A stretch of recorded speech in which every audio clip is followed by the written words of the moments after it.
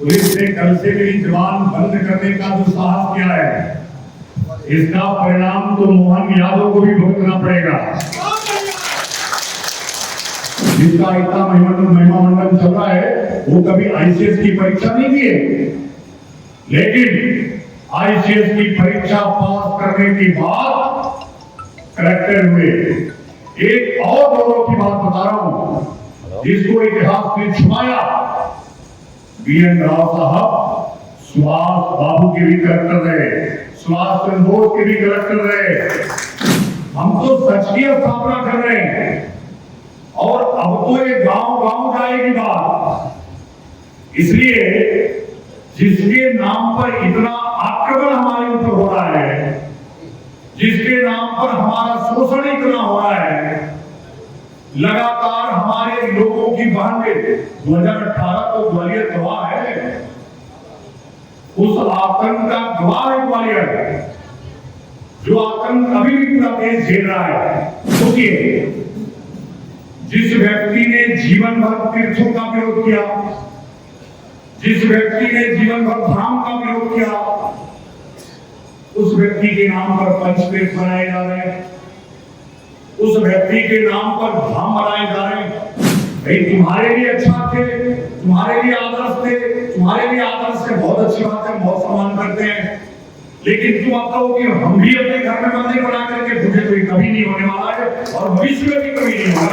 इसके लिए एक बार नहीं 100 बार जेल जाना पड़ेगा, हर जगहों की नहीं तो हरे वालों से ज्यादा खतरा नीले वालों से है।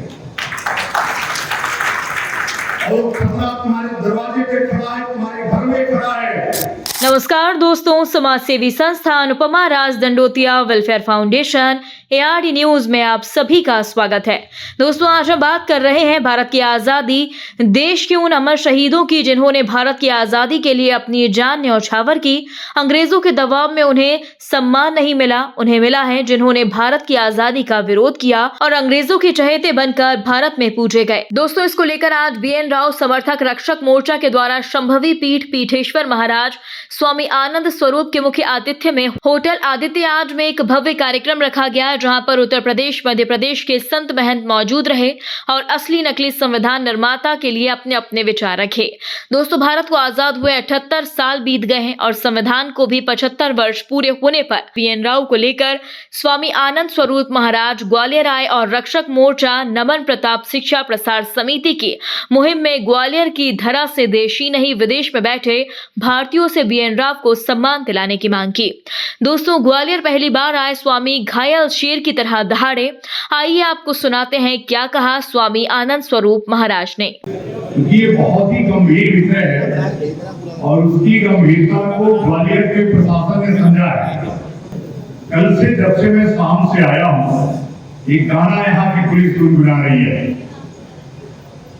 कि तेरे आने की जब खबर महके, गाना है ना, तो पूरा शहर को मेरे आने की खबर महक गई और यहाँ से लेकर के पूरा भोपाल तक चर्चा है। ये BN राव की स्थापना की सफलता है। पुलिस ने कल से मेरी जबान बंद करने का जो साहस किया है, इसका परिणाम तो मोहन यादव को भी भुगतना पड़ेगा। इसलिए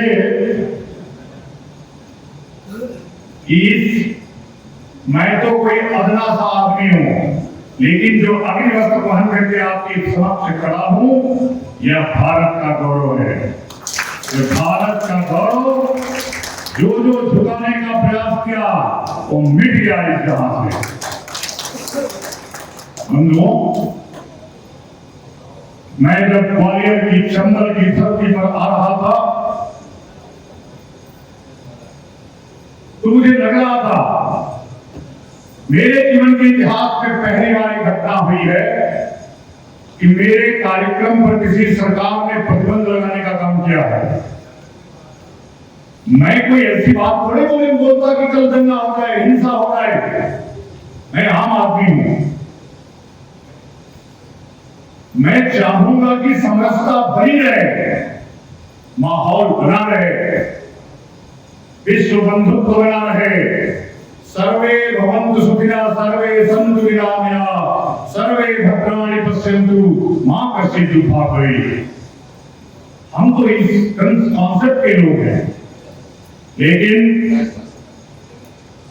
आज जब मैं ग्वालियर की धरती पर खड़ा हूं, ये कोई धरती नहीं है, अब ये एक युद्ध भूमि बन चुकी है। और यह भी कोई साधारण मंच नहीं है, यह जीता हुआ मंच है, यह जीता गया मंच है। इसलिए जब जब धर्म की हानि होती है, तब तब कोई पराक्रमी व्यक्ति आकर के धर्म की पुनर्स्थापना के लिए खड़ा हो जाता है। और मैं अपने आप को उसी रूप में देखता हूं। एक महामानव जो कर्नाटक की धरती पर पैदा हुआ, पैदा होते ही जो व्यक्ति इतना मेधावी हो, आज तक कभी भी जो दूसरे नंबर पर न आया हो, ऐसे BN राव का जन्म कर्नाटक के मैंगलोर में हुआ था। मैं बीच की बातें नहीं बताता, इसलिए कि उनका अंक 37% नहीं था। मैं और भी नहीं बोलूंगा कि वो मध्यम दर्जे के विद्यार्थी थे, टॉपर विद्यार्थी थे BN राव, क्लास में नंबर 1 थे BN राव। 3 विषयों में परास्नातक करने के बाद परीक्षा दे करके पूरे औपनिवेशिक देशों में टॉप करने के बाद विदेश भेजा गया, और वहां से बैरिस्टर बन करके जब आए भारत में, तो ICS की परीक्षा दिए।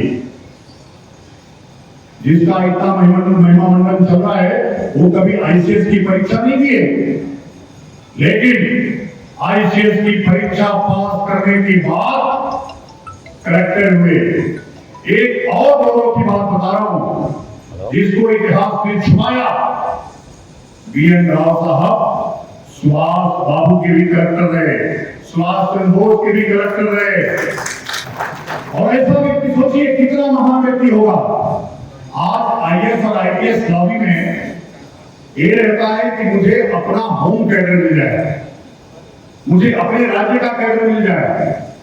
BN राव टॉप करने के बाद भी उन्होंने कहा कि मैं मद्रास का रहने वाला हूं, मैं यहां न्याय नहीं कर पाऊंगा, इसलिए मुझे किसी और राज्य में भेज दिया जाए। और अंग्रेजी सत्ता ने उस समय बंगाल राज्य में भेजा। बीच की बातें सब छोड़ता हूं मैं। जब वो आसाम के चीफ सेक्रेटरी हुए, जानना बहुत जरूरी है, इतना झूठ बोला गया है आपसे, इतना झूठ बोला गया है कि आप कल्पना नहीं करेंगे। जब से संविधान की रचना शुरू हुई भारत में 1919 के कॉन्स्टिट्यूशन सुधारों के बाद, तब से उस आदमी की भूमिका इस देश के संविधान निर्माण में है। जो व्यक्ति 1919 में आसाम का चीफ सेक्रेटरी रहते हुए आसाम का अलग से कानून का निर्माण किया हो, उससे प्रभावित होकर के आसाम के गवर्नर ने गवर्नर जनरल से जिसका परिचय कराया हो, और गवर्नर जनरल से परिचय के बाद 1932 के तृतीय गोलमेज सम्मेलन में भारत सरकार का प्रतिनिधित्व किया हो, जिसमें डॉक्टर अम्बेडकर दलितों के प्रतिनिधि बन के गए थे, महात्मा गांधी कांग्रेस के प्रतिनिधि बन के गए थे, और जिन्ना मुस्लिम लीग के प्रतिनिधि बन के गए थे, मुस्लिमों के प्रतिनिधि बन के गए थे। वहीं से अपने पराक्रम का, अपने बुद्धिबल का लोहा मनवाया इस सरकार को उन्होंने। और आने के बाद इंडिया एक्ट 1935 बने, इसके लिए उनको नियुक्त किया गया। और 1935 का इंडिया एक्ट आपको पता है, संविधान का 80% पार्ट इंडिया एक्ट है, आज भी है। उनको रिफॉर्म कमिश्नर बनाया गया, 1940 में हिंदू कमीशन का अध्यक्ष बनाया गया, जिसमें उन्होंने हिंदू कोड बिल बनाया। मैं ये बातें इसलिए आपको बता रहा हूं कि आप जानिए संविधान सभा के बनने के 6 महीने पहले जुलाई 1946 में कैबिनेट मिशन योजना के अंतर्गत BN राव की नियुक्ति संविधान निर्माण हेतु मुख्य कारकों के रूप में हुई थी। अब सोचिए, जिसका महिमा मंडन चल रहा है वो 47 में जुलाई में आए और ये जुलाई 1946 में आए, 14 जुलाई 1946 को आज भी ये तो डॉक्यूमेंटेड है भाई, इसमें तो कोई छूट नहीं है। तो जो डॉक्यूमेंटेड है उसको भी छिपाया आपने। संविधान निर्माण के बाद संविधान निर्माण के लिए BN राव का नाम नोबेल पुरस्कार के लिए गया था।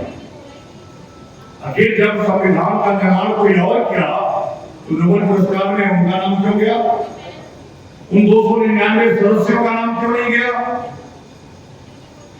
मैं यह स्थापना इसलिए आपके समक्ष कर रहा हूं कि आप इन बातों को जानकर के कहिए और सच बोलने से पीछे मत हटिए। अब इसमें कोई अपना अपमान समझे तो ये उसका दुर्भाग्य है। हम तो सच की स्थापना कर रहे हैं और अब तो ये गांव-गांव जाएगी बात। इसलिए जिसके नाम पर इतना आक्रमण हमारे ऊपर हो रहा है, जिसके नाम पर हमारा शोषण इतना हो रहा है, लगातार हमारे लोगों की बहन 2018 को ग्वालियर गवाह है, उस आतंक का गवाह है ग्वालियर, जो आतंक अभी भी पूरा देश झेल रहा है। इसलिए BN राव की स्थापना से ये निश्चित हो जाएगा कि इस देश में, अब सोचिए, जिस व्यक्ति ने जीवन भर तीर्थों का विरोध किया, जिस व्यक्ति ने जीवन भर धाम का विरोध किया, उस व्यक्ति के नाम पर पंचतीर्थ बनाए जा रहे हैं, उस व्यक्ति के नाम पर धाम बनाए जा रहे हैं। आखिर ये होगा तो मन में कष्ट होगा, और कष्ट हमको भीम आर्मी से नहीं है, अन्य किसी संगठन से नहीं है, अंबेडकर से भी नहीं है। इसलिए कि अंबेडकर ने अपने वर्ग के लोगों के लिए बहुत उन्नत काम किया, इसके लिए बधाई की बात है। लेकिन जो काम उन्होंने हिंदुओं के खिलाफ किया, मनुस्मृति उन्होंने जलाई, और मनुस्मृति जलाने वाले को तो मैं अच्छा कैसे कहूंगा? भाई तुम्हारे लिए अच्छा थे, तुम्हारे लिए आदर्श थे, तुम्हारे लिए आदर्श है, बहुत अच्छी बात है, बहुत सम्मान करते हैं। लेकिन तुम आप कहो कि हम भी अपने घर में मंदिर बना करके, मुझे तो कभी नहीं होने वाला है और भविष्य में भी कभी नहीं होगा। इसके लिए एक बार नहीं 100 बार जेल जाना पड़ेगा। जेल, और ये तो पराक्रमियों के लिए है, ये तो भगत सिंह के लिए है, चंद्रशेखर आजाद के लिए है, जिन्होंने देश को हंसते हंसते फांसी के फंदे को चुन लिया। तो कोई तो भगत सिंह बनना पड़ेगा, कोई तो चंद्रशेखर आजाद बनना पड़ेगा, तो इस व्यवस्था को बदलेगा, जो इस झूठ को समाप्त करेगा। तो मुझे तो चंद्रशेखर आजाद समझ लो, मुझे तो भगत सिंह समझ लो, और तुम अपने बारे में निर्णय करो कि ऐसे ही सोचते रहोगे कि जगोगे कभी।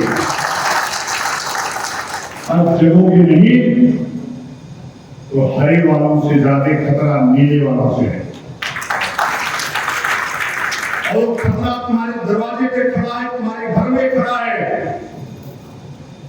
अगर तुम अभी भी नहीं चेते तो आज तुम्हारे कार्यक्रम पे प्रतिबंध लगाया गया, कल तुम्हारे घर में रहने पर प्रतिबंध लगाया जाएगा, और तुमको यूएस भेजने की जो साजिश चल रही है इस देश में, वो गलती होती रहेगी। तो दोस्तों, आपने देखा ग्वालियर हाईकोर्ट में अंबेडकर की मूर्ति लगाने पर अड़े अंबेडकरवादियों का विवाद अब संविधान निर्माता और आरक्षण की लूट खसोट पर आ गया है, जिसके बाद अब देखना है कि SC ST OBC अल्पसंख्यक के गरीबों की लड़ाई जिस तरह से सामाजिक न्याय स्वाभिमान मंच लड़ रहा है, अब वह ग्वालियर चंबल संभाग ही नहीं देश भर की आवाज बनने वाली है।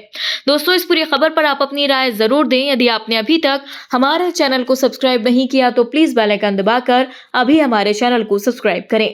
अगली ताजा खबर के साथ अब आपके बीच एक बार फिर हाजिर होंगे। तब तक के लिए नमस्कार, जय हिंद।